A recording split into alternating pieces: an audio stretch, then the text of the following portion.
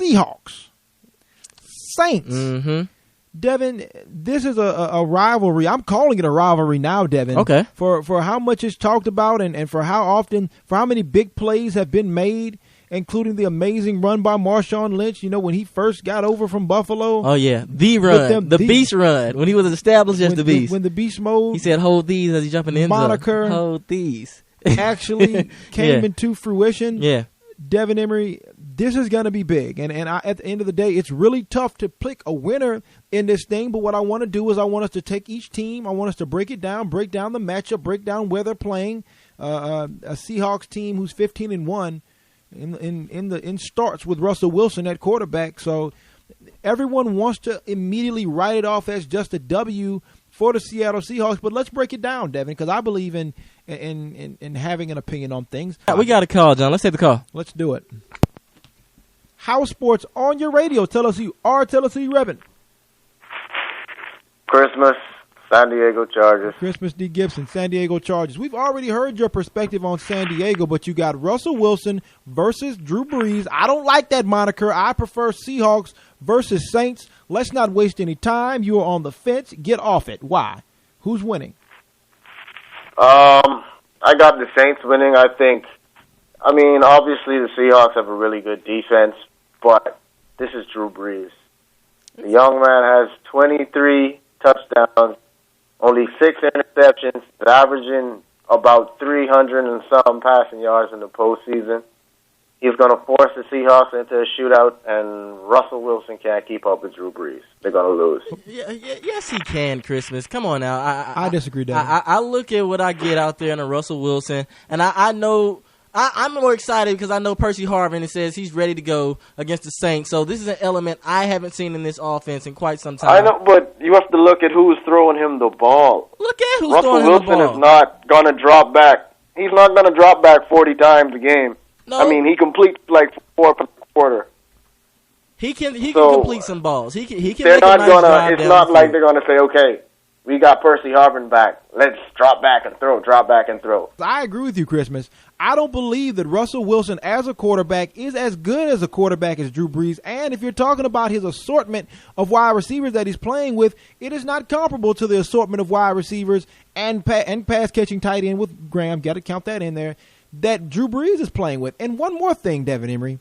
Let us not, in Percy Harvin's absence, make him some type of martyr god where people are talking about Percy Harvin being a game changer in the wide receiver. He never was that, Devin Emery. He's a wide receiver tweener. He was a weapon. He's a wide receiver tweener. Man, he's a weapon. Like, Percy Harvin is extremely dangerous. No, he is. Ask the Vikings what happened to the offense. Wait a minute. Let's be honest.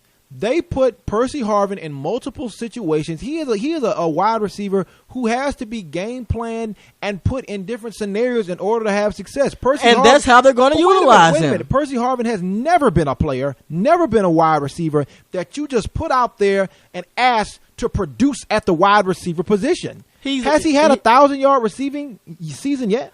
I don't believe so. He's been a jack of all trades type of guy anyway. But Devin, the fact that he's playing, I'm not saying he's going to kill it at wide receiver. They run wide receiver reverses. They put him sometimes at running back. Sometimes you see him in the slot. Sometimes you see him at the X. What are you talking about? Darren Sproles. It's another weapon for the offensive attack in their second playoff game of the year. Percy Harvin's not making the difference for anything, Devin. Oh my goodness! I don't know why you feel that way. Percy Harvin's not making the difference for anything. Not offensively. At the end of the day, even if we're talking about in this game right now, Devin, him being on the Seahawks right now does not balance out anything offensively between the Seahawks and the Saints right now. At the end of the day, if both defenses don't show up, Percy Harvin's participation in the game is at best inconsequential. At best. No. I don't see that, man. Who you got, Devin? Get off the fence. I'm telling you who I'm taking. I'm taking Russell Wilson. I'm taking Pete Carroll. I'm taking the 12th man and the Seattle Seahawks to win this game once again. I don't think we've seen a loss up there by Russell Wilson whatsoever in that playoff. They lost to Arizona. In the playoffs, they haven't. In the playoffs. So they do not allow Russell Wilson to drop back an exorbitant amount of times. Not saying that he's the type of quarterback that should, because there are only, like I said, 4 to 5 QBs in the whole entire NFL that I think should be dropping back more than 30 times a game, because you should have balance within your offense. I think you have to, every other, outside of Brady, Breeze, Rodgers, and a few Phillip other Rivers. I'm not putting No, Rivers in that not conversation. Phillip Rivers. What do you mean not Phillip Rivers? Look at the numbers, man. And Peyton Manning, of course. Look at the numbers. He was our offense. I'm not getting into the Rivers conversation. I don't. It's tough for him and Tony Romo are in that bottom, that right below first tier type. They're not in the top come five. on! Don't put Rivers and Romo in the same category. Rivers don't throw late game picks to cause the game. But we're still looking at Rivers still having a few seasons. Just a couple seasons ago, we were wondering if San Diego was even going to retain Phillip Rivers. Christmas, you were there. You watched it. I don't want to. What'd you say? I can't hear you. I don't want to make this debate about Phillip Rivers. I don't want to. No, it's not. I know. Let's stay on topic. Nitpicking, digressing from the main points of the debate. 1 second. House Sports on your radio. Tell us who are. Tell us who repping. I'm sorry, did you say Phillip Rivers? he threw him in there. I told him that was a throw in. Patrick threw. Wait, did he? He's laughing at you. What's going on, y'all? What's up? James Cash. James Cash in the building. What's up? Christmas Where's Steve Trapp, Gibson. man? I wanted Brandon Trapp on this damn phone. Oh, yeah. If he could call in, fine. I just wanted to say, give my prediction, and I'm out. Let's go, James. And Christmas, let James Cash give his say. Who you got, James? Let's go. I think that with what we're forgetting is that Drew Brees is not going to have time to sit back in that pocket and dissect that defense. He's going to have pressure, and Drew Brees is not the best passer when he's pressured. So I don't think that, as great as he is as a quarterback and being able to, he can hit any pass, he's not going to have the time to actually sit back and carve his defense up. So I'm going with Seattle. We're doing a lot of talking with, Phillip Rivers. Not Phillip. Did I say Phillip Rivers? You said Phillip Rivers. He just keeps getting thrown in the See, conversation. I knew you thought about my boy a lot. I knew it. Man, I think about him. I just can't say on the air what I think about him. But we do a lot of comparison between Drew Brees and what he can do, and Russell Wilson. But Russell Wilson is not facing the Seattle Seahawks defense. He's facing the Saints defense. And don't get me wrong, the Saints defense isn't by far as bad as it used to be. Rex Ryan has done a great job. They got two nice pass rushers. Rex Ryan has done a great job, and they tend to bring a lot of press up the middle. But we have a mobile quarterback that can get away from that. And one of the things that Russell Wilson flourishes on is being able to make passes on the run. Yeah. So you got to take that into consideration, and that's why I think that Seattle will edge this game out.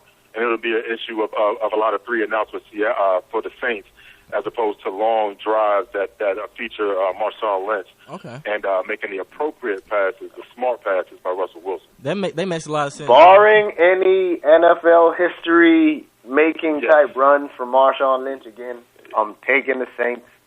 We got another call, John. Let's take the call. House Sports on your radio. Tell us who are. Tell us who you repping. What's up, John? This is Kevin, man. What's going on? What's good, Kevin? team? I already know you're repping. You're repping those Saints.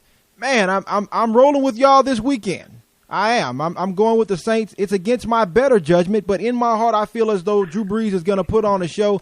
Do some more convincing, man. Help me out, Kevin. I'm not convinced, Kevin. Sorry, let's see. Me and you gonna fight. Let's go. Two, I can't believe that I'm actually agreeing with Christmas on a pick. And 3, I think this is going to be a different game than it was the last time. Like John said, something just wasn't right. Something had them just all the way messed up. Obviously, I know that they're not a great road team. But what you saw, what they did against Philadelphia, they were able to actually find some kind of balance running the football.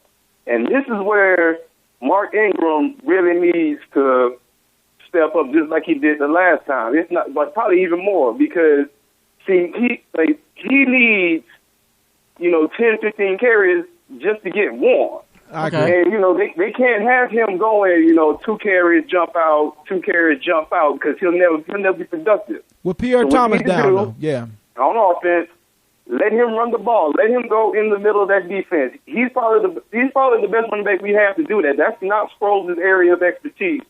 Probably him and maybe Pierre Thomas. I don't know. And then on the defensive side of the ball, just like John said, stack that box and let Russell. They tell Russell Wilson, "I want you to beat me, not Marshawn Lynch." I learned last time, and I still throw up thinking about it. Right at the goal line. Okay. That's where you throw up at, right, Kevin?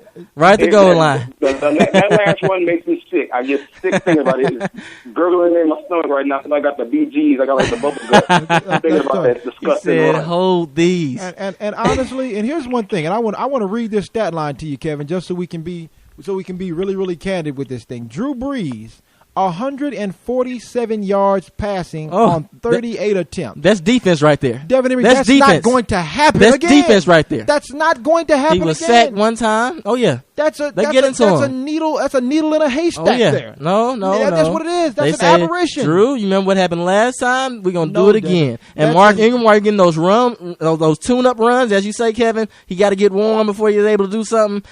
He won't ever get established. Last time he only had 8 carries for 22 yards, 2.8 yards carries, which is neutral because you didn't get that much from Marshawn Lynch last time they played. They got the same type of average, which is 2.8. So all I'm saying is that Russell Wilson, that double element, he led them in rushing, 47 yards, 5.9 average. Russell Wilson is a dual threat guy. He's very much a game manager. You have to compensate for not only his ability to pass and read and get it to these weapons like Percy Harvin that he's just going to add to the arsenal today, this week. You got to look at him and compensate for his ability to run as well. Hold on, though, Devin. That's what Russell Wilson does. Here's what I'm saying, and then I'm going to pass it back to Kevin. If you say Drew Brees versus Russell Wilson, and in the game, Drew Brees threw for 147 yards, and Russell Wilson threw for 310 yards and 3 touchdowns, and Drew Brees only 1 touchdown with a 22 quarterback rating, and Russell Wilson with a 94 quarterback rating, and then you ask somebody who watches football, what's the probability of that happening again? What do you think they would tell you? I'm as a fellow football watcher, that's called highly unlikely. Those numbers don't happen again. I ask you, where does it happen? You tell me it happens in Seattle. I ask them, where's this game going to be at? It's going to be in Seattle. I'm saying, implications, everything the same. What happened last time they played up there? Marshawn Lynch gave Kevin Davis the BGs because of what he saw up there. And you're going to ask me what happens this time because it's highly unlikely that Drew Brees will play the same way. I will say, you know what? He won't play that ugly. It won't be that ugly of a game. But I'm going to look at Russell Wilson and say, that's the model. I'm looking for the same type of production from him, and Drew Brees is going to have to match it. The Saints are going to have to play their best game, and I don't see that happening because I see this defense stepping up and making plays, and I'm sorry, the Saints, Seattle just has your number. They just really know how to beat you guys. I don't agree. We have to agree to disagree. And Kevin, last words before you go. We appreciate the commentary, fam. All right, no problem calling in, man. Devin. Yes, sir. You are drunk. I'm not. Saints will win in a close game. Who that nation? House Sports. House Sports. House Sports. 678-705-96. These drunk allegations. What's going on, man? 93. Devin Emery. Catchphrases, just catchy. Catchphrases. Just a little catchy, Devin. Outlandish.